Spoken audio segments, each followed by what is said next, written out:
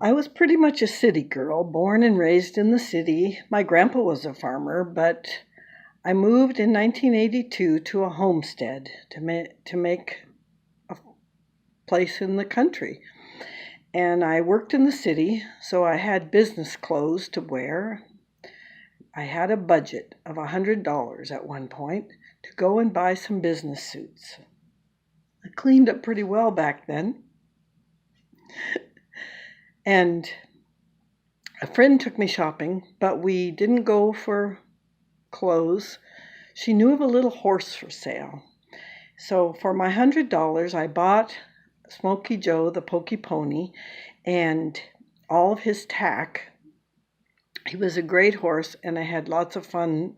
But that first day, I brought him back, and my friend and her daughter were at a game show. So I hadn't been on a horse for a long time. My sister rode horses, and I rode with her, but I had never owned a horse before. But I brushed him and I saddled him up at the game show, and I rode around. And at one point, one of the judges said, "Well, you're all ready. Come on and enter this competition." And so I rode him around, and I did this thing with throwing flags into barrels, and I won a ribbon the first time I rode him. I guess I was an unintentional horse wrangler. And then on the farm, on the homestead, I had 6 chickens that I had raised from chicks. But I had one of those chickens was a broody hen, which means, I learned this from my grandpa years before, it means that they sit and they hide. She hid under a brush pile, and she would hardly come out. She had laid a dozen eggs under there, and there was no way they were ever going to hatch because we had no rooster.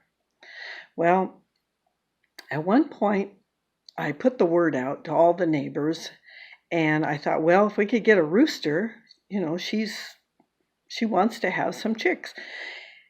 Well, some people rode in on a horse one day, and on the back of the horse, they had a dozen eggs wrapped in a little suitcase. And my kids kept them warm all day. And that night, we pulled that chicken out and pulled the old rotten eggs out from under her and put the new eggs, the fresh eggs underneath her, and put her back on top. And wouldn't you know, she hatched those eggs, and we had now 10 new baby chicks. So when you're getting, 16 eggs a day, eventually I was an instant chicken farmer, and the people that I sold eggs to called me the egg lady. So I was an unintentional cowgirl egg lady. And then I got a goat. So I thought, well, homestead, you have to have a goat. She wasn't a very good goat, I don't think. But at one point, she just ran away. And I cried for days. I put notices up all over, and I finally found her at a neighbor's farm with their cows. And the farmer told me that goats are herd animals, and you have to have more than one. So I researched, and I read, and I went to the auction, and I bid on the best goat I could see, and it turned out that she was really kind of a champion goat. I mean, all the 4-H people said there was nothing wrong with her, but the most surprising thing was that day when I came home from the auction, she was fresh. She had just had 2 baby goats, and from then on, I was milking goats twice a day. Her, twice a day. So I guess you could say I was an unintentional cowgirl and